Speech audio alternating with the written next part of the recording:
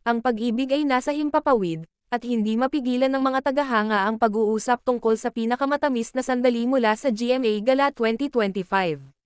Ninakaw ng kapamilya star at Pinoy Big Brother, Celebrity Collab Edition Big Winner na si Brent Manalo, kasama ang kanyang co-winner na si Mika Salamanca, ang palabas, at ang aming mga puso.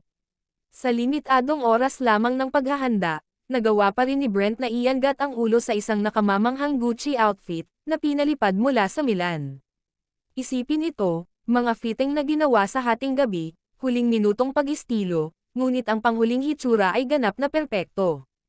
At kung hindi pa iyon sapat, kinoronahang couple of the night sina Brent at Mika, salamat sa kanilang hindi may kakailan na chemistry at mapaglarong banter na naghatid sa mga fans sa full-on kilig mode noong Big PBB Collab Concert, PBB Call Love.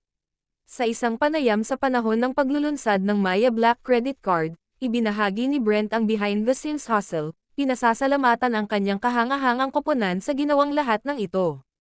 Pag-usapan ang tungkol sa dedikasyon at estilo sa ilalim ng pressure.